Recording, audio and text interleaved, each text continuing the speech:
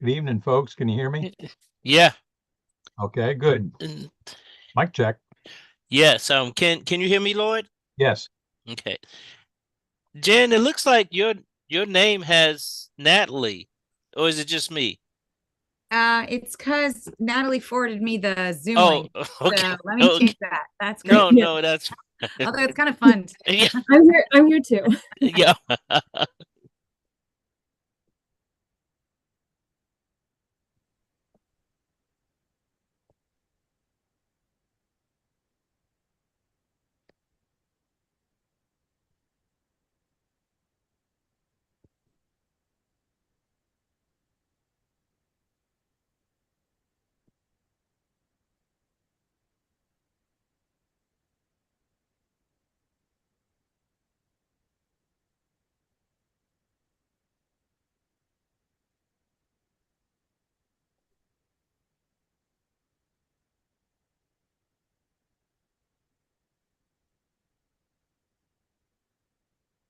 Okay.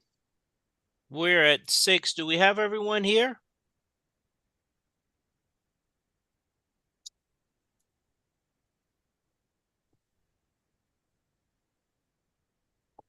Don't see Michael yet. Okay. So he'll probably join in. I think we can go ahead and get started. I saw Sam come on. Is he I'm here. okay? Madam Clerk, will you please call the roll? Counselor Fleischer, Here. Vice Mayor Oshrin, Here. Counselor Payne isn't here yet. Counselor Snook, Here. Mayor Wade. Here. This is a work session for the budget, and I would turn the meeting now over to you, City Manager Sanders. Good evening, counselors and members of the public. We welcome you to your first work session for this budget cycle. All the fun begins starting tonight. So Ms. Hamill is going to walk you through the opening presentation. We have additional team members here who are going to be sharing various perspectives as it relates to setting up the budget conversation. So I'm going to turn it over to Ms. Hamill, and then I'll chime in when she has asked me to be prepared to do so.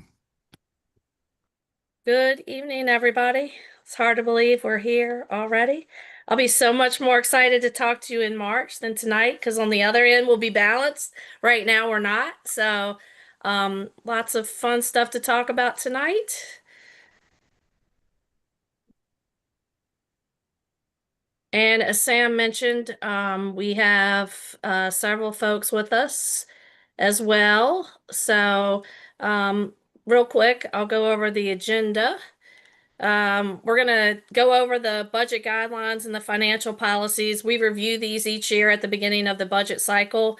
This is just a reminder to council of what our financial policies are, and they're sort of the framework for some of the decisions we make in the budget, as well as the budget guidelines. And this provides council with an opportunity to weigh in on any of those if there are things that you think need to be changed or you'd like to add. As decisions are being made, things for us to consider. This would be the time to talk about that. Then we're going to, our assessor, Mr. Milton, is here tonight. He's going to present to you the results of the 2026 real estate reassessment data. You're going to get a first glance at the 2027 revenue projections.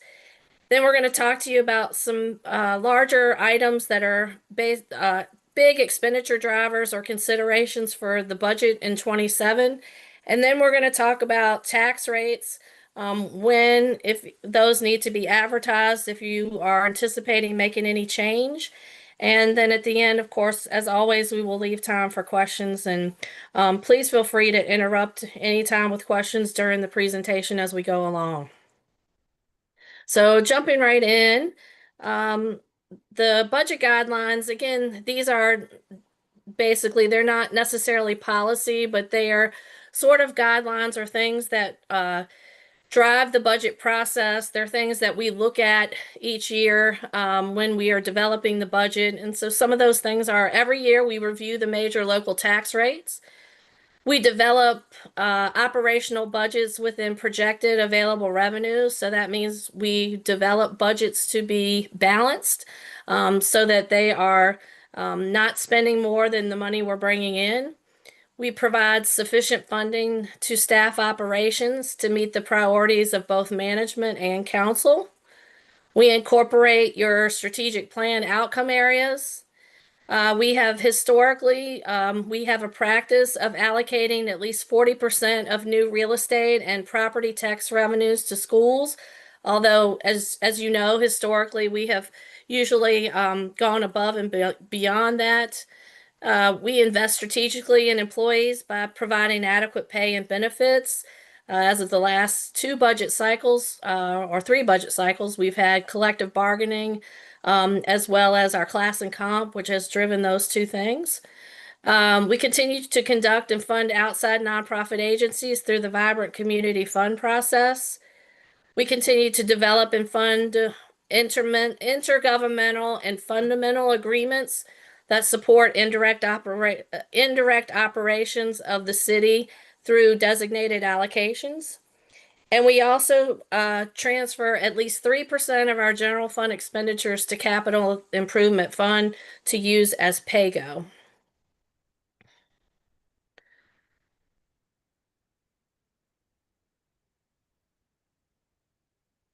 Any questions on those before we move to the policies?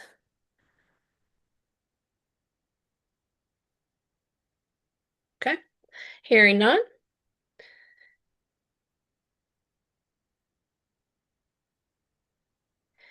So we do have several financial policies. These are policies that we also review and we're scored by the rating agency to make sure that we're adhering to these policies. The first is that we maintain a general fund balance of at least 14% of the general fund budget.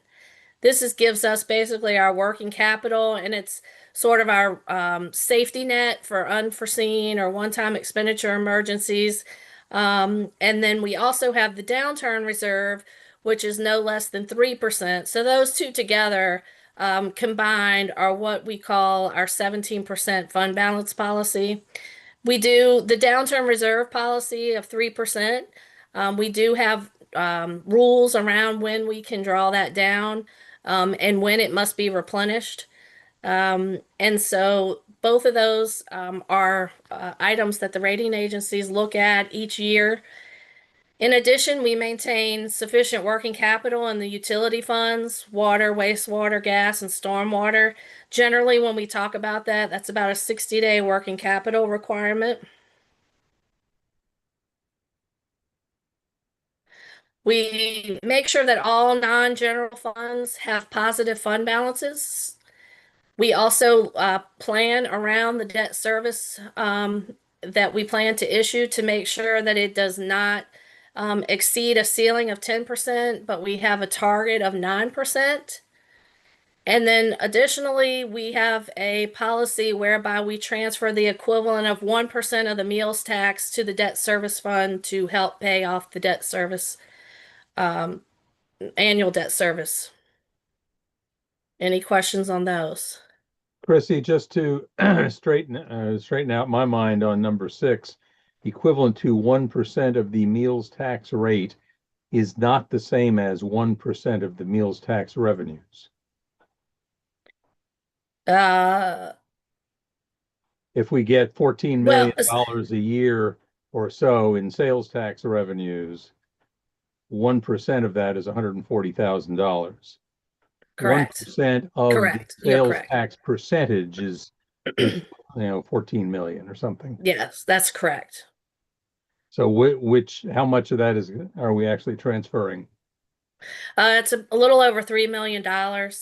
It's basically the total amount of revenue we expect to get divided by the total rate. So if our meals tax rate is, 7%, then it's, 14 million divided by 7, and that equivalent is what gets transferred to debt service. And right now that's budgeted at about a little over $3 million.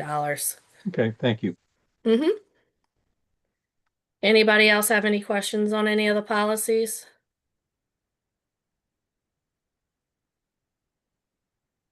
Okay, With that, I'm going to now turn it over to David to talk about the assessment. Good evening, everyone. The Assessor's Office has completed the 2026 reassessment for the city of Charlottesville. The city saw an overall increase from the previous year of 3.72%. Where residential properties increased at a rate of 4.2%, and commercial properties had an increase of 2.14% over the previous year. The median assessed home price rose to $548,800, a 4% increase over the previous year, and new construction increased the annual assessment by 0.31%. Reclassification is where any of the properties that go from taxable to non-taxable was almost 0%, where we lost 44,200 in assessed value. That's kind of the big picture of the overall change from the previous year. As you can see, this is our assessments trends table. 2026 was the second lowest we've had in the past 10 years, with the exception of 2021, where values kind of stagnated due to the pandemic that we were in. And this is really because we kind of hit a plateau from the previous year's large increases and a slowdown in demand for office, causing commercial values to kind of stagnate, as it were.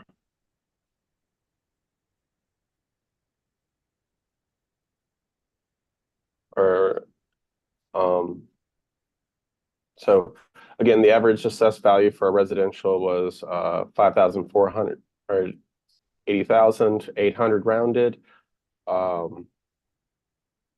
We increased our parcel count. One thing I'd like to note right now, as we enter our appeal period, is that historically we've had a reduction of 0.314% overall, just to kind of keep in mind for budgeting. And that's that was the average for the past 5 years. So the numbers we're presenting are fairly accurate, with fairly small changes year over year due to appeals and adjustments that are made during this period. That's kind of the big overview. Some neighborhoods saw larger increases, some saw smaller increases, and that's kind of based on the actual sales and market data that we received from those neighborhoods. I'll open up to any questions from council, or any more details that you would like me to provide. Yeah, David, this is one way. Just in general, did anything jump out at you, good, bad, or indifferent? I would say that the commercial stagnation kind of jumps out at me due to the decreased demand in office. Our office values have stayed consistent compared to other counties throughout Virginia, but we had a huge supply come on the market in 2021 that's slowly being absorbed. Rates have increased, but so has vacancy. So values have just kind of, like I said, they're just kind of plateauing right now. Our apartments and our multifamily are doing excellent. They had an 8% increase on average this year. The hotels had about a 5% increase, but the office has just, and that's kind of our largest portion of the commercial market. As far as residential, I just think everyone's kind of was waiting and expecting for interest rates to drop this year, and maybe have postponed some purchases that they would have further made. I'd say that we're 2025 and 2021 probably saw the lowest amount of sales during those times. Thank you. Natalie? Yeah, hey, just on the taxable parcels page, you said that there had been a parcel count increase, but we just see the one number here. Oh, I'm sorry. Is it on a different page? It might be. It was just from new parcels being created. It was a small increase over our previous year, of, I want to say 108 parcels, from 2024 to the 2025. And is that like subdividing plots or? Yes.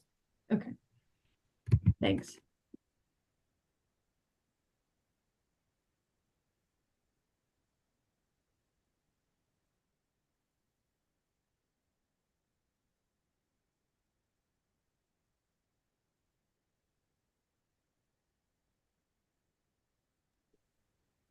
Any other questions on the real estate assessments? Nope. Thank you, David. I appreciated the graph with the new construction toppers. That was helpful. Thanks. If we just want to go back to that, I just would like to point out to council that the percentages of new construction have been decreasing over the past 3 years. We were having 1 to 2% of new construction, and that's really slowed down recently at a 0.4, 0.38, and 0.33 for the last year. Yes, Michael? Yes, kind of a random question on the average assessed value for residential and commercial. Is that the median value, or are you just averaging it? That's the mean. So not the median. No, it's not the median. That's just the average. It's the calculation that's been presented here.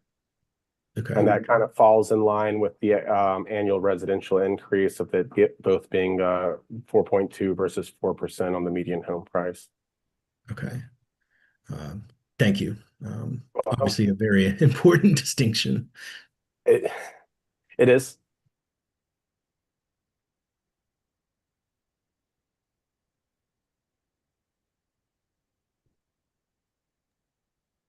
Okay, I think that's all the questions on this. You can go to the next slide. Okay.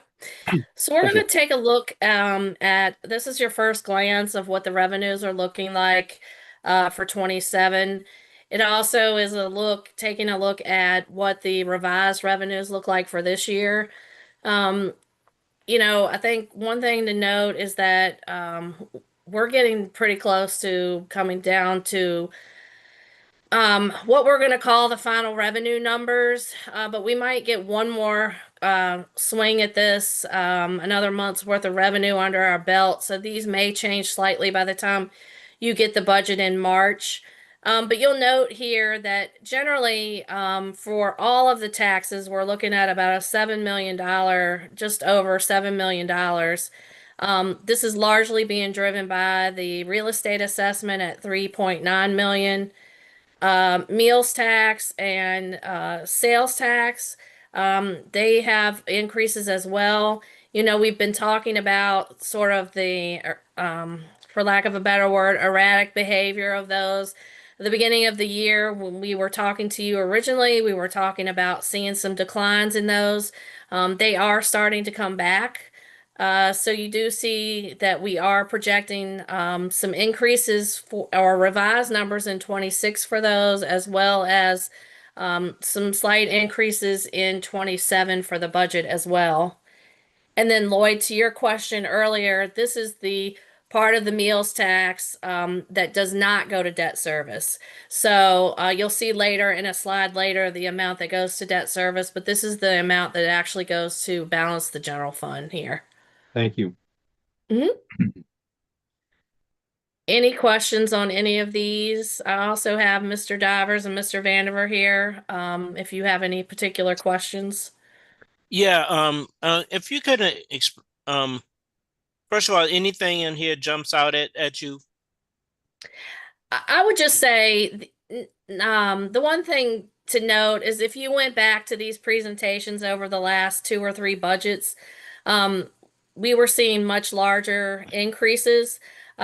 these are the increases that we're seeing here, I think are much more what I'm going to call a return to normal. And I'm putting those in big air quotes.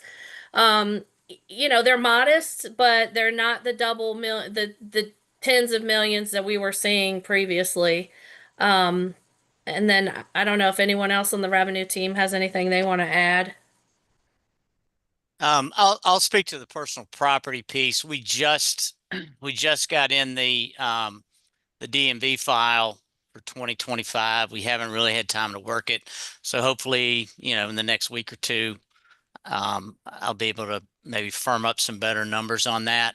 The other thing that I would note is really until the last several months, Jason could probably pinpoint the turnaround on this.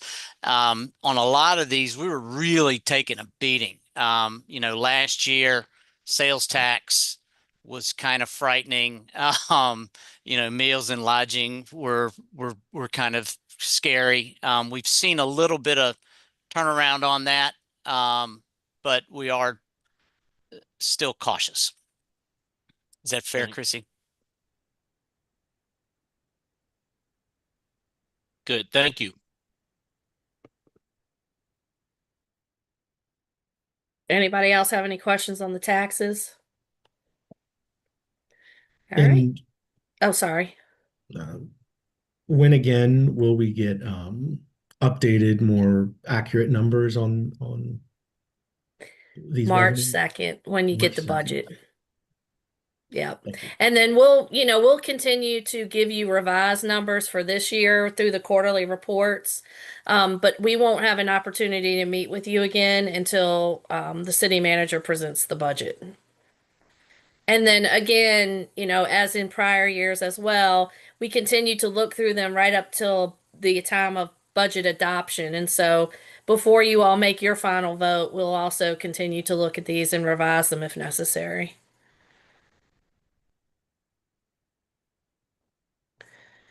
All right, moving on. Businesses, excuse me, license and permits. Business license, again, that's something that the deadline's not here yet, so we're still looking at those. Building permits, we're still looking to those to be basically flat.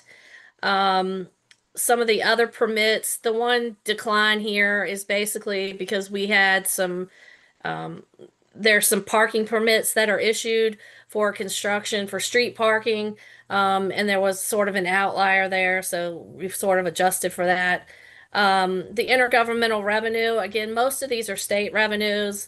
And I know as Councilor Payne has talked about many times, a lot of times we don't have information about the state budget until we're further along in the process. So we're not really. I've made a modest adjustment here. I believe I built in like 3% on the state revenues, and we will adjust those as more information becomes available. And we do have the final number from the county on the revenue sharing. That equates to about $1.7 million increase for the 27 budget. The total is 21,880,000 and some change. And so part of that we allocate to the general fund for operations. And then the other part of that, which you'll see in another slide, is under the designated revenues that we allocate to the CIP as part of, and that makes up for our cash contribution or our pay-go to the CIP. Charges for services, not a lot of changes here. The payment in lieu of taxes, that is the payment that we receive from the utility funds. That's a increase in this category. But most of the other things are essentially flat. The transfer from the landfill reserve, this is a reserve that we've been carrying for years due to some prior transactions that took place before the agreement was renegotiated. And each year we have been using those funds, drawing down each on that reserve until it finally becomes zero, and then at that point we'll be absorbing the entire budget for that. Right now, that's for the post-closure fees and for the McIntyre recycling. Those two expenses are just under $1 million. So what you see here is on the expenditure side, we will be budgeting for the full expense, and then we'll be using 548,000 of that from the reserve to pay those costs for 27.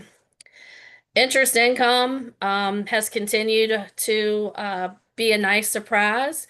There will keep being talks about interest rates dropping. They have not, so it's working to our advantage in this case for purposes of the budget. And so that is making up the larger increase here under miscellaneous revenues. And Counselor Oshrin. Yeah, quick question, just in case anyone's watching this and they see the line item in the first section for payment in lieu of taxes and gets excited thinking we've worked something out with UVA. Can you explain what that is? Sure. I think Mr. Cullinan is on and he can talk about that. Great, thanks. Mm-hmm.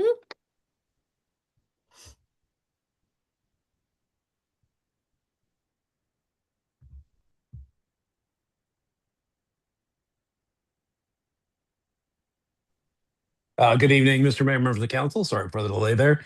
The payment in lieu of taxes, what that represents is if the city's utilities were actually privately owned utilities or investor-owned utilities, they would be paying some portion of taxes to the city in the form of real estate, franchise taxes, various things like that. And so what this payment equates to is that it's a decision that the city made a number of years ago, decades ago at this point, to make that an expense of the utility. It's included in the utility rates that everybody pays, and then there's a formula that remits that back to the general fund. So that's the nature of it. And again, it's a formulaic calculation, and as I mentioned, it's been in place for a number of years. And so as we sell more utilities, sell more water, sell more natural gas, collect more wastewater, as that goes up over time, that payment increases. Okay, thank you.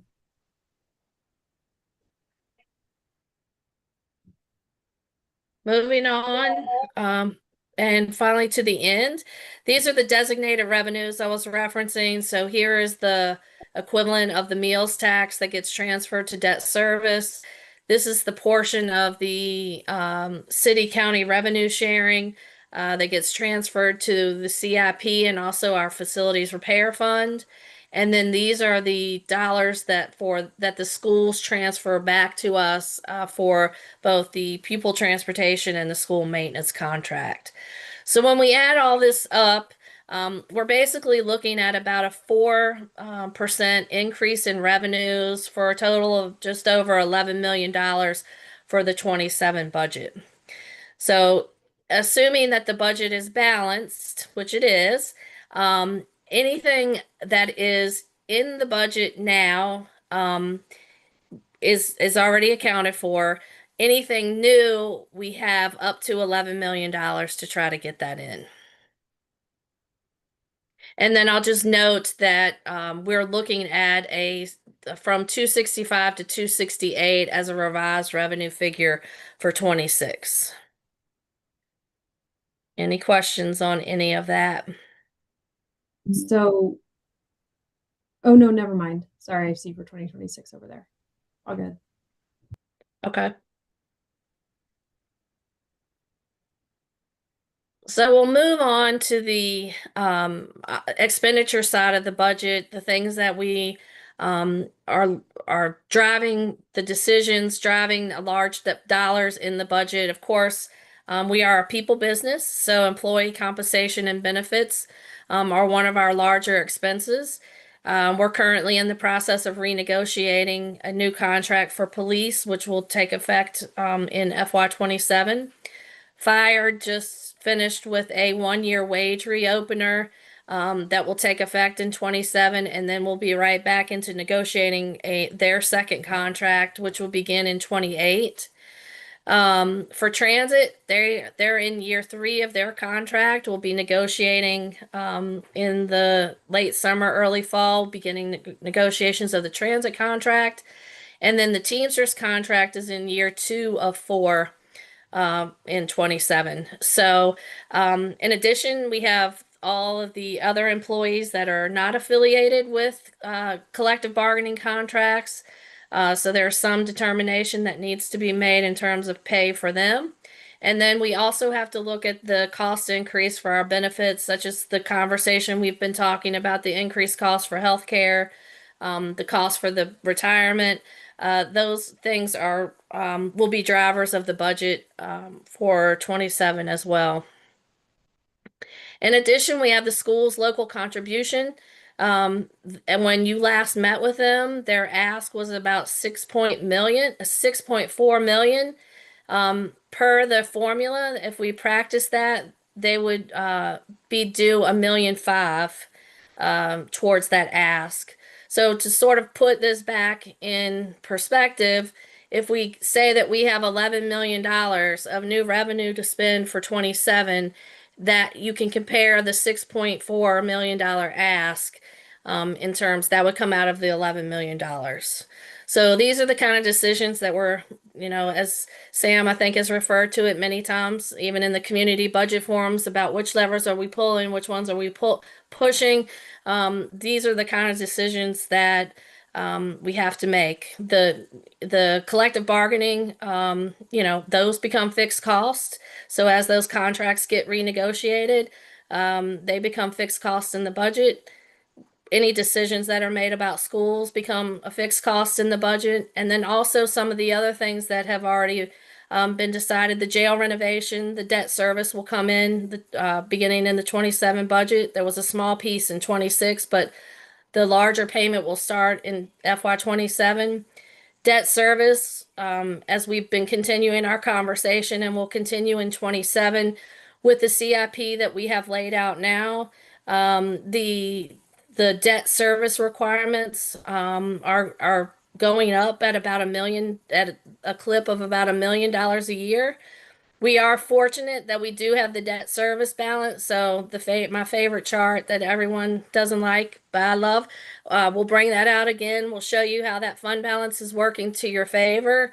But it does mean that we do have to continue to put some of that 11 million into paying the debt service as well. You have affordable housing, which we're going to talk about in a minute.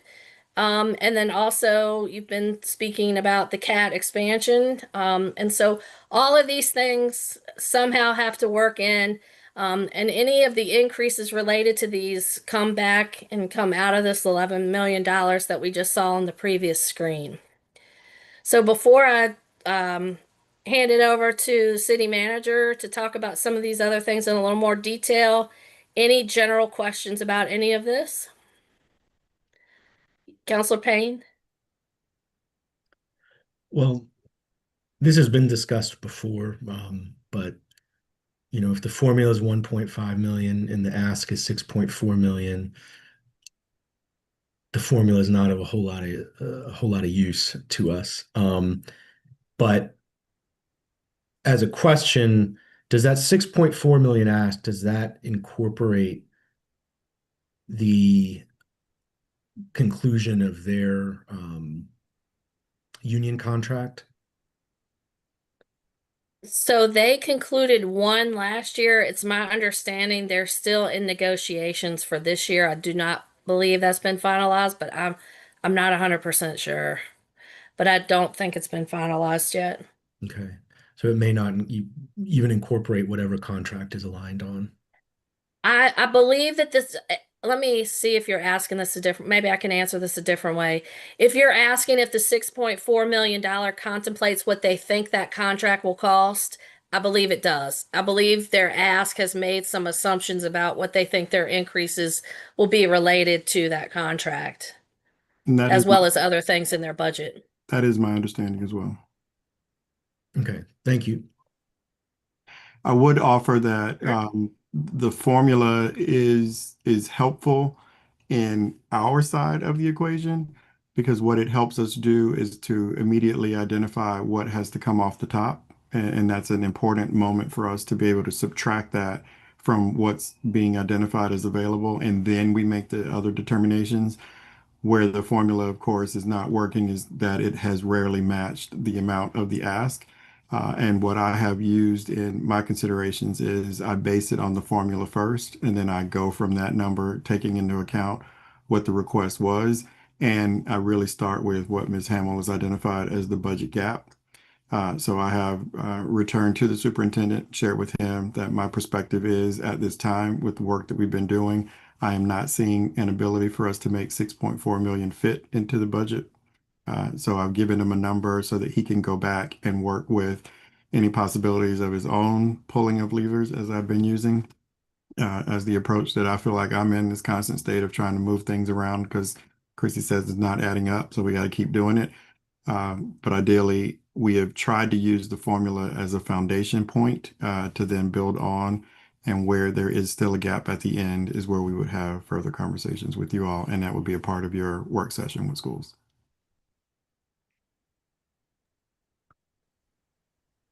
So while you're here, Sam, Let's start pulling on those levers. Yes. So this portion is about the budget drivers. Nothing is a surprise in this section because you've heard reference in the budget briefs that I've done for the last few months of the prior year. My goal was to make sure that I was identifying for you what we saw coming down the pike so that you would have an ability to think about those things. And we're pretty close to having to make some decisions. In the last council meeting, we had the conversation about the budget requests that had come in through our request for investment or information round of our annual NOFA. From that, we have these items that we have also discussed with you as requests that have been made. Decisions are going to now need to be made. We're going to be pretty quickly needing to make some determinations on these things. So just run through them quickly. The first item being $3 million for Kindlewood Phase 4 for the gap that has been identified. The presentation during your work session on Monday is to highlight where that conversation is from PHA's perspective. It comes with an ask that can help us avoid the $3 million increased need. So if that is possible, that is one that we would look favorably on at this point because any of these getting approved is cash. This is cash allocations that we're going to have to cover. And we would have to make sure that we work that into the considerations for closing the budget gap as well. It appeared through the conversation that the second bulleted item, the $900,000 for community services housing, was looked at favorably. We have that at this moment marked that way. Have not concluded any actions with anyone because the remaining two bullet items are the ones that I think we need to make sure we can come back to you with further details. We're trying to initiate conversation with Brick Lane Better Communities in regards to the $1.7 million ask that they've requested for the conversion of the Holiday Inn on Emmett Street to permanent housing. So we would try to work to get that resolved pretty quickly. And then we have had a conversation, Deputy Freeze has had a conversation with the lead team at POA in regards to the 10th and Wortland project. We're going to have further conversations with them coming up pretty soon. The goal is to look at, is there any ways to consider some of the adjustments that came up in your conversation when I brought this item before? So we would try to make sure that we could get Brick Lane and the 10th and Wortland projects to some version of what might be workable for further consideration by council. And again, all of these would be additional asks that have not been baked into the budget right now. And right now we're saying we have a gap and these things are still on the table. And the question is, are we going to make those fit? And then how do we make them fit?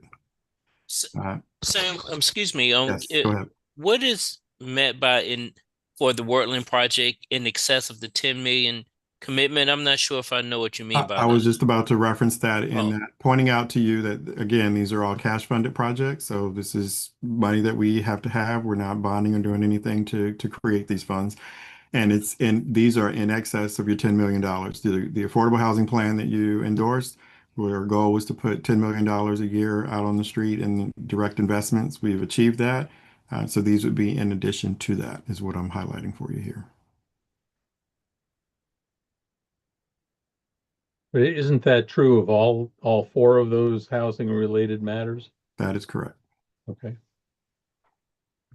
Yeah, that's not meant to be tied to POA exclusively. That's for all four of them.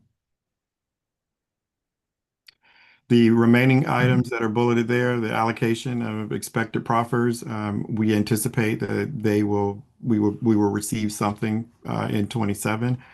We've got to come up with a strategy, proposal, recommendation in regards to the use of those funds. We know that we've heard varying opinions on what could be done. This is just pointing out for you that we have not accounted for that. And we're going to continue to treat that as separate because we don't know exactly when it's going to come. But staff will work through coming up with a methodology for how we would determine how to use those funds and bring that forward for council as well. Vice Mayor? How come we don't know when they're gonna happen? Like, when are they due? When the building's complete, or what's the rule there?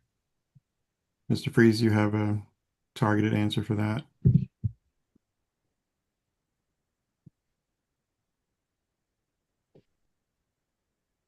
Sorry, this is with regard to when the Proffer? proffers will become available. Yes. I mean, it's tied to, if I'm remembering correctly, it's tied to their certificates of occupancy. So it depends on their construction schedule.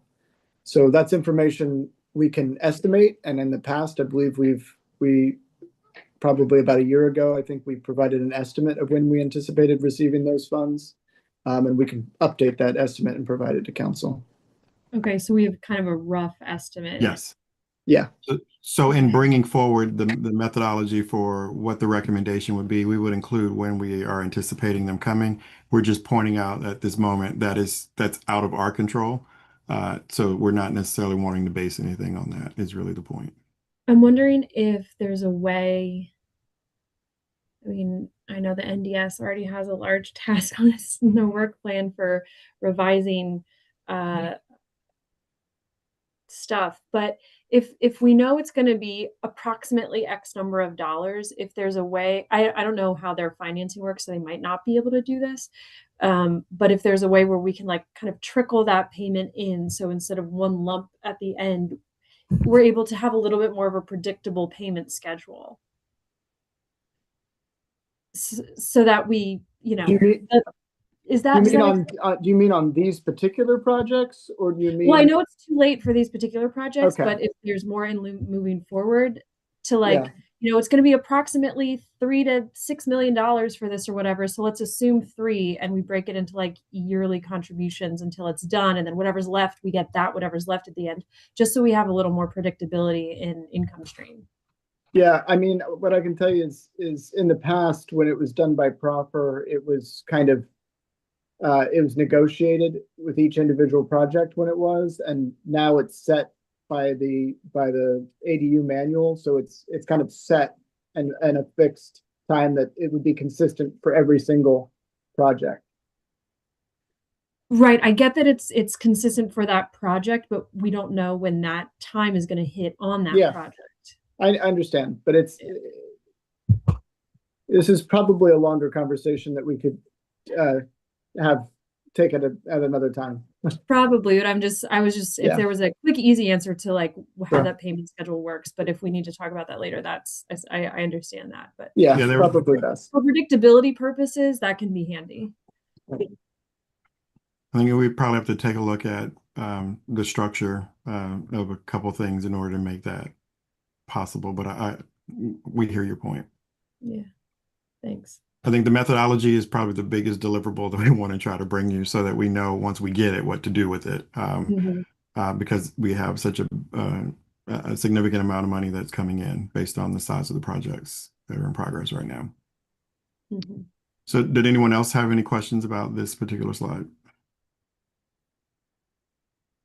Okay. But isn't it also kind of a chicken and an egg thing with this, that it would be hard to say yes and commit to projects like this based on a schedule, because they have to apply for these funds well in advance, right? And so if the schedule gets off and we've already committed, it makes it a little bit harder to say yes, I guess, because the yes is a yes. And I think that's part of what James is getting at, the bigger conversation that could be had. But yeah, I think we could look at it and see how we can better plan for when it's coming. I've had this conversation as well about wanting to try to capture the projects in a way that we can produce a report that then at least we can be as close to predicting based on the latest information that we were able to get from the developer. On are you following your schedule or how close are you, especially as they start getting closer to the end, where they probably have a better chance of being able to be accurate as to when they're going to finish.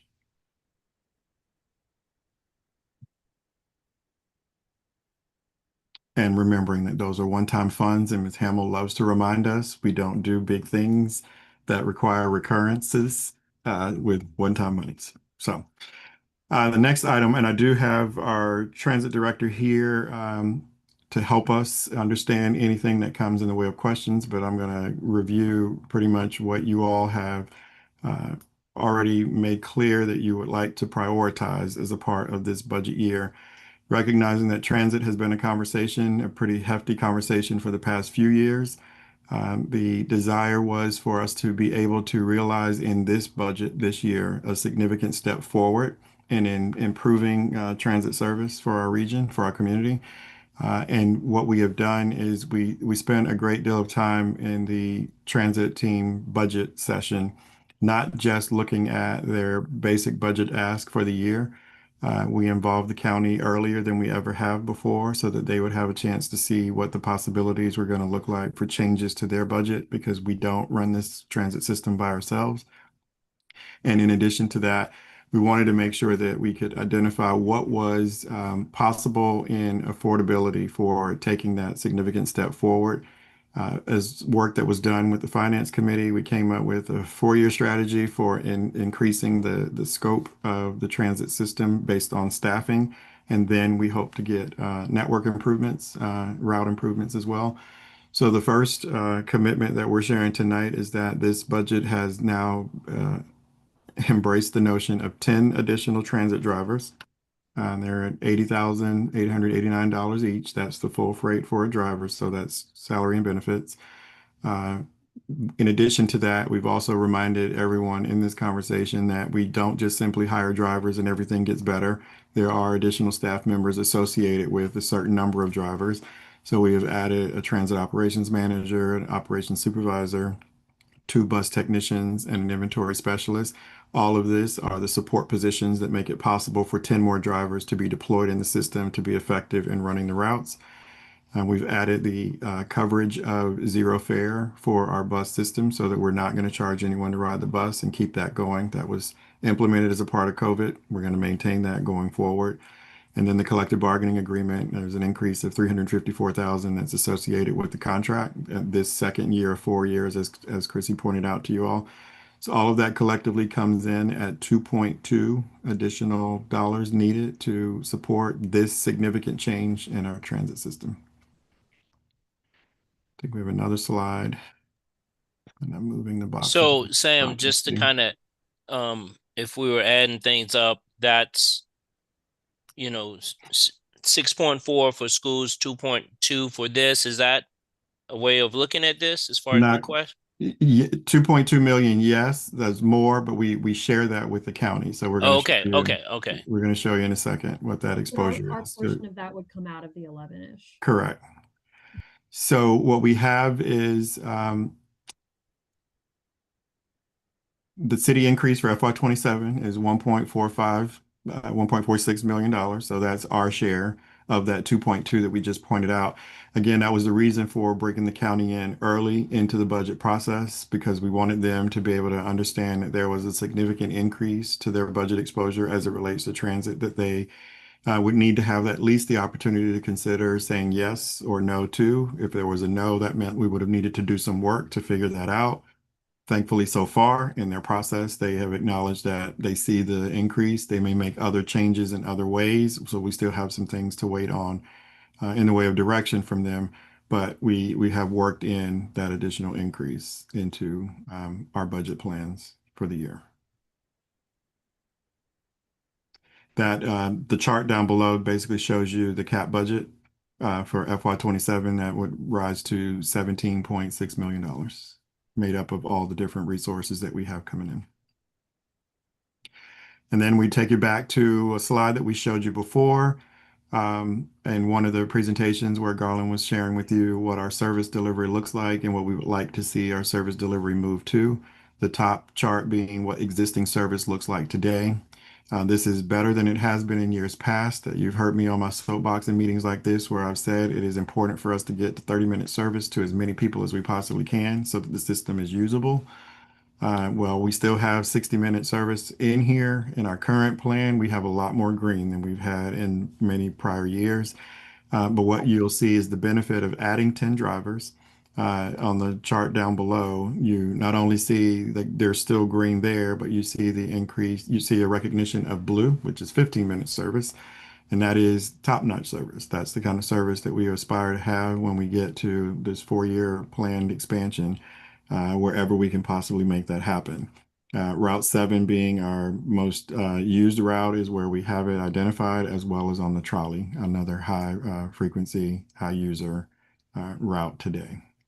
And just real quick, I believe I pointed this out in the finance committee, but I'll point it out again here since we're looking at it, and I don't want it to go unobserved, is that the 7, which is primarily commuter route, does not have 15-minute service during the commuting hours, but in the middle of the day. And if that's something that we can rearrange to make it more useful for folks getting to and from work, I would like to still continue to kind of plan for that. Yeah, and there he is. All right, Mr. Williams, you have something to say? Even though your box says James Freeze because he forwarded the invite to you. It did. I apologize. I should have changed it. Councilors, Oshrin, Vice Mayor Oshrin, want to make sure that you wanted us to consider changing. We are working with our consultant to do that. The 10, so what will more than likely happen is where you see the 7 being all blue, that will probably shift it. So it will not be able to be blue in the middle. So it'll probably just be in the peak hours to get people to and from work. So we will sacrifice that to make sure that we can potentially get the 7 folks using the 7 to work on during the peak hour period of time. And we're also talking to them about potentially using some of those drivers to get the 5, but those numbers haven't been worked out yet. But we're pretty confident that we can make that shift to get to the peak hour periods of time. Okay, great. I just didn't want that to go unmentioned. Yes. So a quick question. With the 10 new drivers, I think that I saw where the school needs 5 or 6 more full-time bus drivers. Is this 10 part of that, or I thought that we were commingling drivers, or completely different? 2 separate funding sources. So schools funds pay for their share of drivers, and the general fund with the state and federal money pays for the transit drivers. So if they needed those drivers, it would be part of that 6.4? If they needed more drivers, which they have not, to my knowledge, have not requested an additional drivers, there's a conversation about changing some of the existing drivers to 40 hours. But I have not seen any of those plans definitely yet. And it may be that they're already budgeted, for those, and they just haven't hired. I'm not sure, but The drivers that we have currently accounted for within the pupil division are in the budget.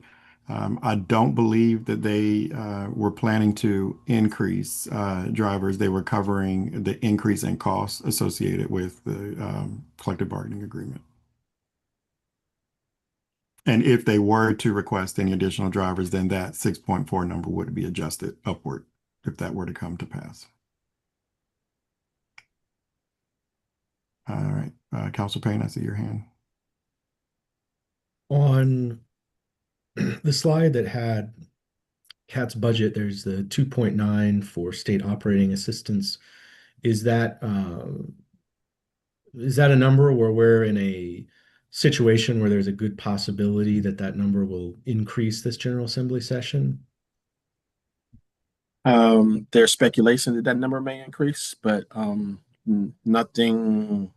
I haven't heard any definitive numbers I haven't even seen any new bills associated with increasing the transit funding at this point in time. So, And with the expansion, there's the 10 operators, 5 support positions along with that. It seems like a excessive ratio where 10 drivers would require 5 support staff. Are those 5 support staff for operational changes beyond just 10 additional drivers? Like, why is that ratio so high? it is. It's not just associated with the driver. So it's primarily the majority of this is for our night operations. So right now we don't have any mechanics on shift after 6 p.m. This would allow us to get mechanics on staff and be there when we have until 11 o'clock at night when we end service. So those are the down hours that we are not taking advantage of today. Additionally, when they're working for FTA rules, we want to make sure we keep very good inventory. So that's what the parts person is designed to do. Be there so we can actually log all the parts and make sure that we account for what we're spending and putting on each one of those buses. Supervision, we get very tight at night. So sometimes we are down to just one supervisor at night. So really what we're trying to do is balance out the service. So actually, the more buses you put on service, the more support services that we'll need to make sure we continue to run in the most efficient way we possibly can. Thank you. And I'll apologize for the way I referenced that because I know I'm thinking back that it sounded like that those 5 support positions were in association with those 10 drivers exclusively.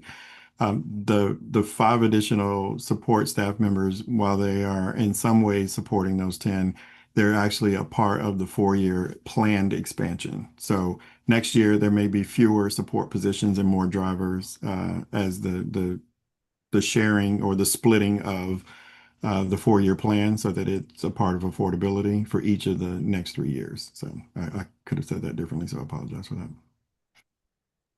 So it's like we're front loading the support staff we're going to need as we continue to expand drivers. Based on challenges that we're experiencing right now and could anticipate with more activity. So wanting to try to prioritize that and look at what we can afford to do in this big step forward. Next year, Mr. Williams is going to tell you he wants 10 more drivers, and I might tell you it's 6. But we're going to do something else because it just depends on what all we have to try to fit into the budget. So this was trying to read the magic 8 ball and figure out what might actually survive this whole lever pulling exercise. And at this moment, I feel like I've overcommitted to him where we are at this moment. So that's why Chrissy's having to continue to pull her hair out. So that's the process. That's what it's like. Thank you on behalf of Transit. Thank you, sir. Yes, I knew you would say something like that too. Chrissy, I think I have one more slide. Is that right? Can I ask one Yeah, more was there question? anything about the sorry. Saturday service you wanted to note? I just clicked on that slide. I don't know if there was anything here anybody need to highlight. Okay. Did I hear Okay. someone say they had a question? Yeah, I've got a quick Okay. question. Are these operationally just the same routes we have and adding frequency, or is there any route expansion? There's no route expansion in these numbers. We don't have enough drivers to do the expansion models yet. Okay, because I'm just thinking, when we expand routes, we expand jaunt coverage as well and funding for that. But none of this factors into jaunt service, right? Not at this point in time. So now you're reading forward into what that exchange is going to feel like, because we might have more drivers to be able to get to an expansion option or two, knowing that John's expansion has to also be compensated. So we got to be able to plan for that too. So that's really getting in the weeds of what these 4 years are going to feel like. Okay, thanks.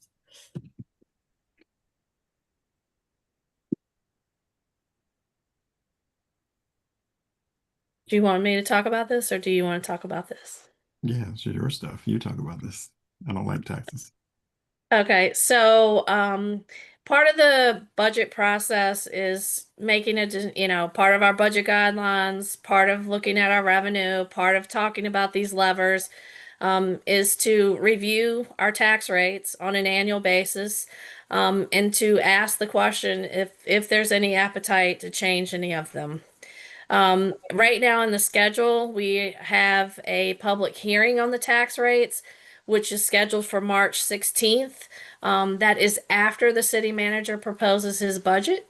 And so part of what also has to happen is that in order for us to have that budget available for you to see and look and get that big book, is that by February 13th is our goal to have this budget balanced. So that's in some ways 2 very short weeks, but there'll be 2 very long weeks. And so part of what we wanted to do is that this does have to be advertised. So we don't have to advertise it until 7 days before the public hearing. So in terms of any final decisions from you all, you still have, until about the first part of March. But if this is something that you want to do and want built in as part of the budget, we sort of need an indication of that, so that we can get it in before February 13th. So with that, this chart here kind of gives you what an incremental increase, based on the revenue projections we've talked about tonight.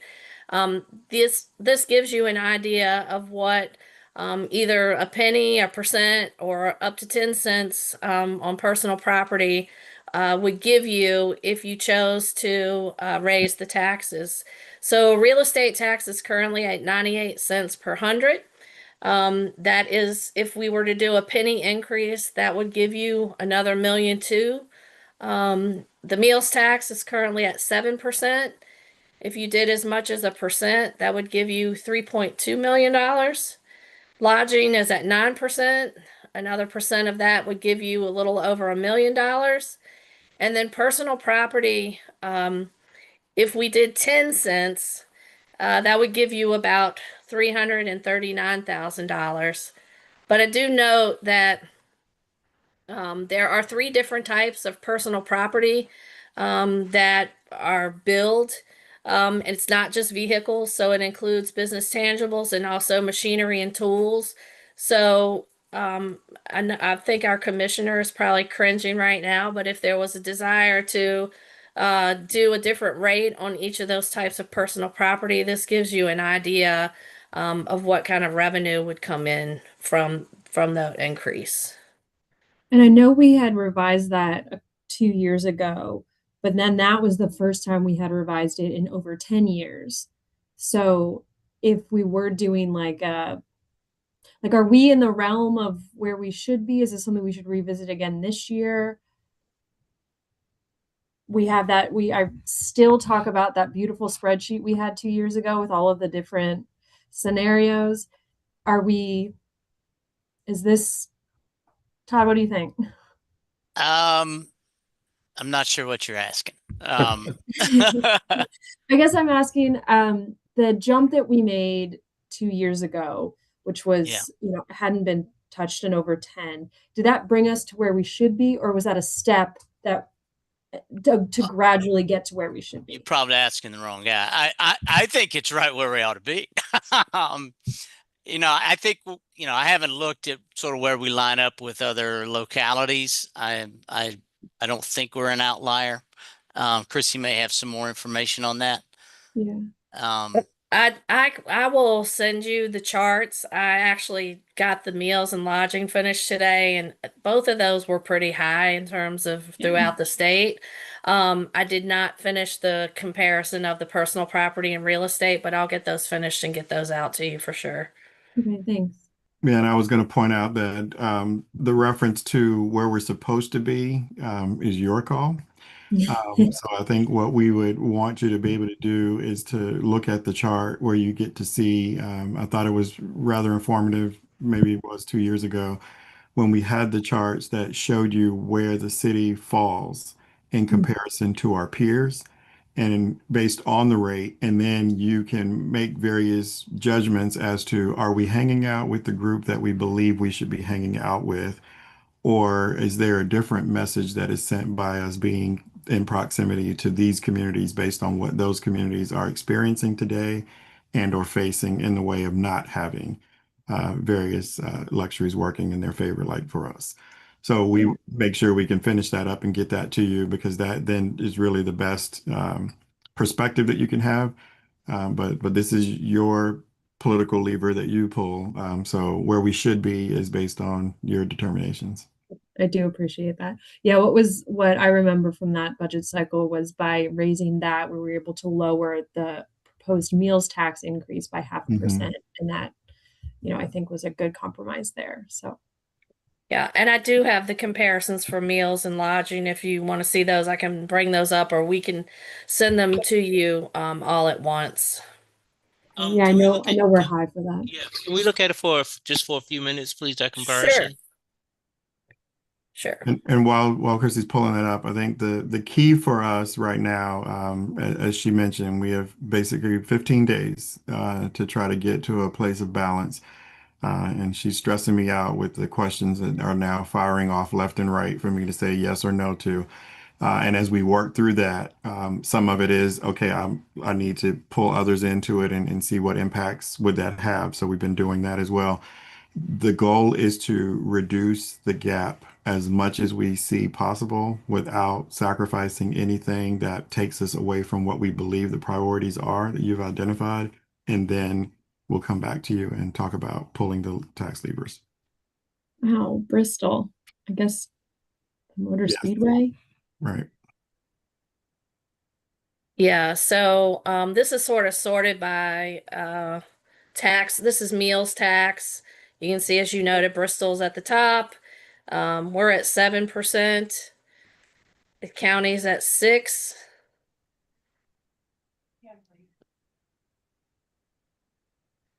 And then I didn't get these. Oh, sorry, this is in here twice. So I would add Bristol got themselves in a world of hurt a few years ago, and they were pulling every lever they could think of. definitely. Gotcha. And then I'll switch to lodging. And so this, there are a couple localities that have a percent tax rate, and then they charge $1. So they charge 1% on the rate, and then they charge $1 in addition to the rate. So they're here. Newport News, for example, charges $1 a night. And then you can see here's Bristol again at 15% for lodging. And you can see we're right up at the top. Yeah. So when BN talks about our fiscal stress level, this is kind of a Yeah. that's fine. And you'll notice that, we talk about Northern Virginia a lot, and they're on down the list. Falls Church, Fairfax, and in Mills as well. And to Falls the point of Church and that, Fairfax. to the point of that question, is you reference VN, our sage advisor there, when she does talk about that stress, it's from the perspective of, if things get tight and you have to pull, there's very little room to be able to do that, and that's why the stress is really what she's picking up on when she's running the numbers. Yeah.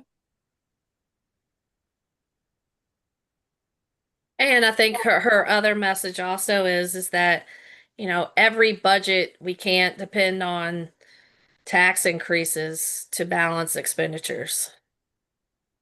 Or a big surplus. Pardon? Or like a big surprise surplus. Yeah. But the surpluses are one time. Yeah. And so, yeah. And you'll hear about that on Monday night as well, and it's not what it's been. Yeah. Okay, thanks. Warner, we can't hear you. You're not muted. Hello? There we go. I can hear you now. Sorry about that. So, thank you, Chris. That chart always amazes me how we fall in with different localities. But I just would be reluctant to do any increases of any of those things this go round. But it's good to hear and see. And we'll get you the personal property and the real estate just for comparison as well.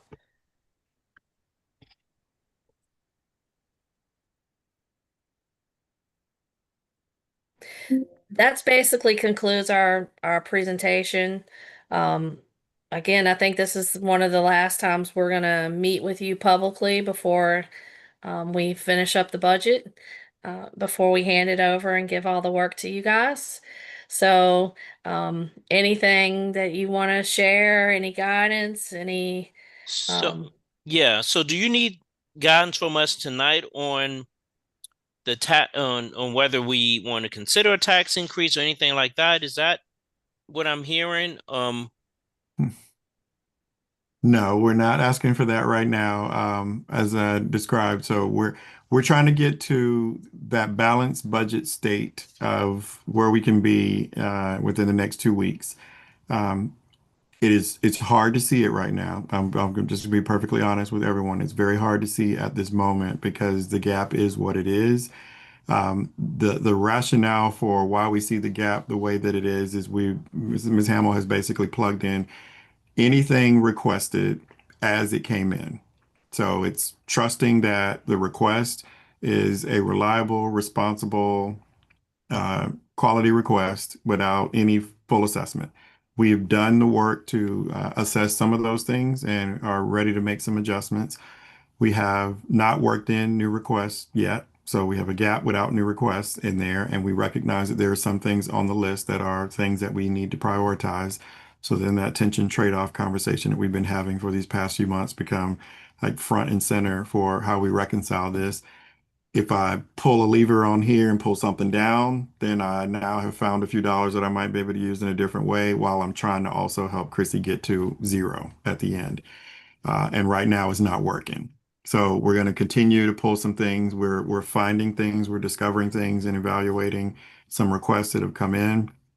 Taylor on Chrissy's team has gone back and had conversations. She's come back and said, well, this number is now this instead of that. So we have a few more moments like that to square up where we are. As I said, the conversation that I've had with the superintendent has been that I don't see 6.4 million fitting into the budget. I've given a different number. I move on and they then go back to work and try to see if they can make the numbers work. And then if we have something that's still a gap, then I will identify that for you as a part of the process. But the goal is for us to get quickly through this process. You'll soon hear from us on whether or not we think tax conversation is a part of where we're going to have you go before we conclude this. And we're probably days away from being able to signal that for you. Thank you. Let's see. Is that David with his hands up?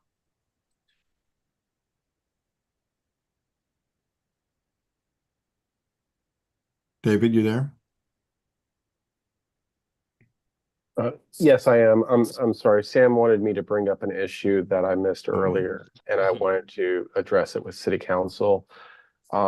We were notified today that the notices will be delayed on being mailed out for the assessments.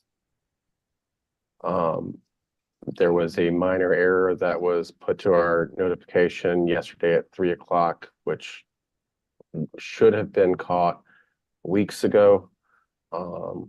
And the printer brought it up to us. So the notices have been delayed and we're going to extend the assessment period. I've done everything in my power to get this, but the printers are not operating on a second shift due to the inclement weather. So notices will not be mailed out until Monday, is my understanding right now. And will they be updated online at the same time? No, they will be updated tomorrow morning. Okay, thank you. To try to address this situation. Right. And my staff have been waiting and working through the snowstorm and trying to bring this to fruition, but it was outside of my control and my powers. So notices have been delayed, and we are addressing the situation. We will extend the appeal period to accommodate the 30-day state mandated period. So, sorry, Sam sent me an email while I think I was in part of my presentation. So I'm sorry I did not bring that up earlier. Thank you. All good. And if we find that we know more on Monday, we can make sure that we share that during the council meeting if it's going to be further delayed, but hopefully that'll work out so that it goes out on Monday.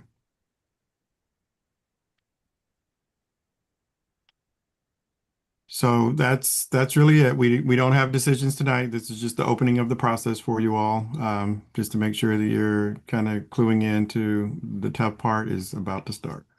Yeah, yeah. Thank you so much. I just want to get just go down the line to see if anyone has any thoughts. Jen, I know this is your first one. We'll come to you last. I know this, you He's may going to be email me tomorrow. That's okay. yeah, you may be used to all of this, but my first couple of them, I was like, the only thing that was easy for me were the charts and things. So, Chrissy, I do like your chart. So, but I will. Michael, do you have any thoughts that you want to say about what we've heard today? Yeah, I guess some just initial feedback is I still think a low cost big win would just be a small amount for participatory budgeting that I think the community is ready to help implement, and I think would actually build off the approach we used in the recent community budget work sessions. Second, I definitely agree that we need to have clarity on how we're going to approach the payment in lieu fees that are coming, around $10 million of them. I know we can't, budget that in, but we've got to have clarity about how we're going to approach it. Third, whatever decisions we make around the housing investments, I still think we need to really be thinking about the fact that Hearthwood in the Silk Purse portfolio is going to represent a crisis that is going to emerge where several hundred units of affordable housing are going to face, people are going to face displacement in several hundred units, several hundred families. So we need to be preparing for that potential intervention. And final thought on just taxes is obviously, never want to raise them. I feel like it's too early to know exactly what our trade-offs are. I'm always open to advertising a rate just to give us flexibility in budget discussions, even if we never even raise it. And I think if we do pull any tax levers, I strongly believe none of them are perfect, but it really should be real estate because that's the one we've touched the least. And it's our most progressive tax, and we've leaned on our most regressive taxes that lower income families pay a disproportionate higher share of their income for those taxes. So if we have to, that's the lever I would look to first. Thank you. Lloyd? The one thought that occurs to me as I'm thinking about taxes is it appears that a tax bill will get through the General Assembly that would allow us to tax land and buildings at different rates. And I am just wondering, and this is not so much an issue for Chrissy when we talk about budget, but a matter of policy for us as to whether we think that that would be a good idea or a bad idea, whether it generate more revenue or less revenue, whether it would create an incentive in one direction or another direction. I don't have a clear enough understanding of how it would work in theory to have any sense of that, but it appears highly likely, from what I'm understanding from Richmond, that we will be given that lever beginning with this coming fiscal year. And maybe it's too early to think about how we might apply it, but I would just like at some point for somebody who knows a lot more about it than I do, which is almost everybody, I suspect, in the finance world, to be able to tell us something about how that would work in practice. And I notice we have a hand raised from Mr. Milton. I would like to note that Roanoke City adopted this 10 years ago and have never changed the rate between improvements and land. Essentially, if you decrease the rate on improvements, you're giving commercial more of a benefit than you would residential. So you push the burden onto residential properties that have a lower ratio between their property and their land value. So essentially, it gives you guys two levers. Do we increase improvement taxes? But that can only be up to what the current tax rate is for land values. So land could be taxed at a higher rate than improvements. So if you reduce the improvements to land ratio, commercial properties would have the biggest benefit in that. Are we allowed to distinguish? I mean, we can distinguish apparently between land and improvements. Are we allowed to distinguish between commercial and residential on that? Not with the current wording of the legislation, as I understand it. Okay. The legislation only, as it is, there's two bills. There's a state bill, and there's a second bill for Falls Church and Charlottesville. I don't know why. I don't think anyone here has asked for it, but there's a second bill for Falls Church and Charlottesville to be taxed at these two different rates. And then it would be up to my office to provide you those informations on the assessed improvements and assessed land values to see which lever you'd want to pull, essentially. So, this is a bill that's come up before. I know the commissioners of revenue have spoken against it in the past. Yeah, that's Katrina's bill. Yes, sir. Mhm. If I could jump in, the other bill, the one that would apply statewide, it's actually there's another difference. It does not tie the improvement value to the land value. In other words, they can fluctuate independently. You know, they don't have to. What is it?